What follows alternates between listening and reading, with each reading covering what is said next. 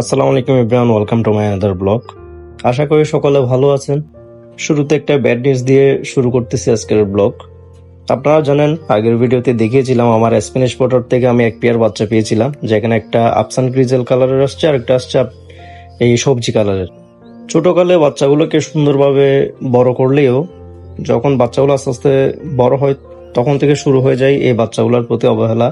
তাদের যে parents pair এখন যেটা ভিডিওতে দেখতেছেন, এই পেয়ারটা আস্তে আস্তে বাচ্চাগুলো যখন বড় হতে থাকে তখন পেয়ারগুলা আবার ডিম দেওয়ার জন্য অনেক তাড়াহুড়া করে এবং বাচ্চাদেরকে তেমন একটা ভালো টেক কেয়ার করে না।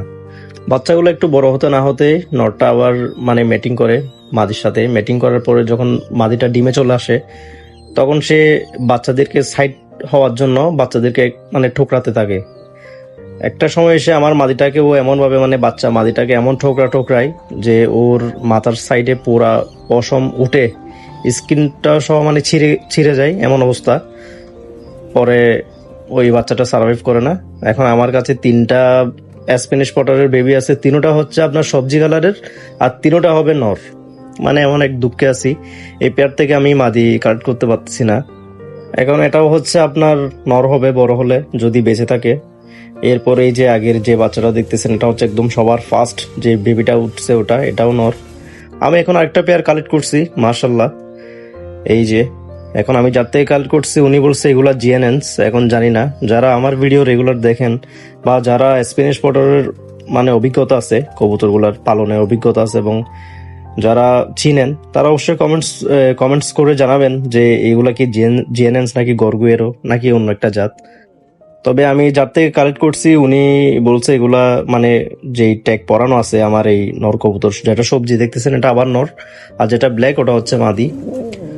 সো ওই ভাইটা বলছে এগুলা জিএনএনস। এখন বাকিটা জানি না, কমেন্টসে আপনারা অভিজ্ঞ ভাইরা জানাবেন। এই তো এই পেয়ারটা আমি কালেক্ট করি। আর পাশাপাশি রেসার কবুতরগুলোর আপডেট যদি বলি, এই পেয়ারটা আবার ডিম দিছে। যদিও এই পেয়ারের হচ্ছে এটাই লাস্ট, আর বেবি করাবো না এই পেয়ার দিয়ে। যদি করাই তাহলে আমি ঘুরাই দিব পেয়ারটা। তারপর এই যে এই পেয়ারটা, এটারও হচ্ছে লাস্ট এই পেয়ারটা।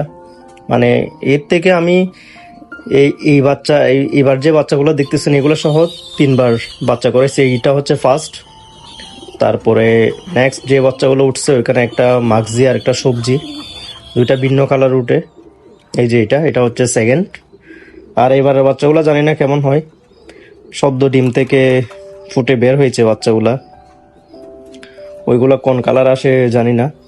আর যারা জানেন না তাদের উদ্দেশ্যে বলি, এখানে মাগজিয়ার যে ব্লুবার আসছে এটার আসার রিজন হচ্ছে এই মাদিটার যে প্যারেন্টস যেটা আফজান গ্রিজেল টাইপের কালার, যেটা গ্রিজেল কালারের, ওর বাবা হচ্ছে সবজি, ওর মা হচ্ছে ওর মতো। আর ওই যে মাগজি যেটা, ওটা হচ্ছে রাফিজ ভাইয়ের লফটের কবুতর মাগজিটা, ওটা হচ্ছে অন্য ব্লাড লাইনের, যার কারণে ওই রকম বাচ্চা আসছে।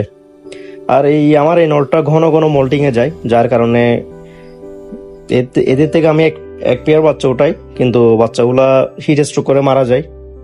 এরপর নেক্সট টাইম আবার ডিম দেয়। এবারই তো বাচ্চা ফুটছে, আলহামদুলিল্লাহ, মাশাল্লাহ। এই যে ফার্স্ট টাইম এই বাচ্চাগুলো পেয়েছিলাম, যদিও এগুলো এখন আর আমার কাছে নেই, এগুলা মারা যায় হিট স্ট্রোক করে। এগুলা ফ্লাই করতে উঠার পরে ফ্লাই শেষ করে আসার পর বাচ্চাগুলা জানি না কি হয়েছে, মরে পড়েছিল। সকালে গিয়ে দেখি ডেড। আল্লাহর রহমতে এখন আবার বাচ্চা দিছে, দেখা যাক কেমন হয়। এগুলো হচ্ছে আপনার পাইথন ব্লাড লাইনের, নটটাও আর মাদিটাও ভালো একটা ব্লাড লাইনের কবুতর। আরেক জোড়া হচ্ছে এই 2টাও পাইথন ব্লাড লাইনের কবুতর। একটা হচ্ছে আপনার চকো বা রেড চাকার পাইট, আর একটা হচ্ছে সবজি পাইট। এই 2টাও হচ্ছে পাইথনের ব্লাড লাইনের কবুতর, ইনব্রিড আর কি। এদের থেকেও তেমন একটা বাচ্চা পাচ্ছি না। এরা এই নিয়ে 2বার ডিম দিছে, 2বারই বাচ্চা ফুটাইতে পারেনি, কারণ অনেক গরম পড়তেছে ভাই। তাপমাত্রা এতটাই হাই যে ডিমে বাচ্চা হলেও আসলে ভালোভাবে ডিম থেকে বাচ্চা বের হতে পারতেছে না, কারণ ওয়েদার অনেক গরম। দেখি আবার ডিম বাচ্চা করবে সামনে, দেখা যাক কেমন হয়। তারপরে এই যে আমার হ্যান্ড্রি ব্লাড লাইন, মাঝখানে নটটা একটু অসুস্থ ছিল, সুস্থ করে এখন আবার ব্রিডিং এ দিচ্ছি। মাশাল্লাহ, এদের থেকে আবার বেবি ফুটছে, মেবি এখনো ছোট, মাশাল্লাহ। এটা হচ্ছে আমার হ্যান্ড্রি ব্লাড লাইনের কবুতর। সবচাইতে বেস্ট একটা ব্লাড লাইন। এদের থেকে আমি এক পেয়ার বাচ্চা এখন আল্লাহ রহমতে আমার লফটে আছে, উড়াউড়ি করতেছে। আগের ভিডিওতে দেখবেন, যারা রেগুলার ভিডিও দেখেন তারা তো দেখেছেন। এরপর সেকেন্ডে যে বাচ্চাগুলো হয় সেগুলোও হিটে স্ট্রোক করে মারা যায়, যেহেতু অনেক প্রচন্ড গরম পড়তেছে। আর এই পেয়ারটাও মাশাল্লাহ ভালো আনার চোখের, কিন্তু এদের থেকেও বাচ্চা পাচ্ছি না।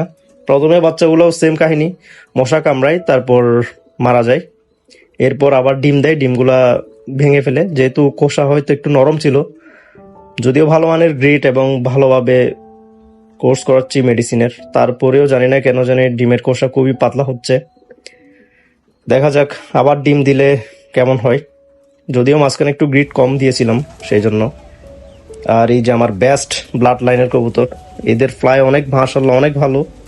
আর এদের এই পেয়ার থেকে এই বাচ্চাটা পেয়েছিলাম, এদেরকে এখন আর একসাথে রাখি নাই, আলাদা করে দিছি, রেস্টে রাখছি আর কি। এই যে হ্যান্ডি ব্লাড লাইন বলেছিলাম, এটারই এদেরই বাচ্চা, মাশাআল্লাহ সবগুলো ফ্লাই করে। আর এই যে স্প্যানিশ পটারের প্রথম বড় বাচ্চাটা। এই তো এই দুই পেয়ার হচ্ছে আমার এখন স্প্যানিশ পটার আমার লফটে। অভিজ্ঞ ভাইরা জানাবেন এখানে এগুলা কোন, যে নতুন পেয়ারটা কালেক্ট করছি খালো আর সবজি, এই দুইটা কোন মানে জাতের, কি জিএনএনস নাকি গরগুয়েরও। যদিও আমি যার কাছ থেকে কালেক্ট করছি ওই ভাইটি আমাকে বলেছিল এগুলা জিএনএনস। এই তো এই ছিল আজকের ভিডিও। ইনশাল্লাহ সবগুলা কবুতরের আপডেট পরবর্তী ভিডিওতে জানানো হবে। আজ এই পর্যন্ত। আসসালামু আলাইকুম রহমতুল্লাহ বরকাতুহু।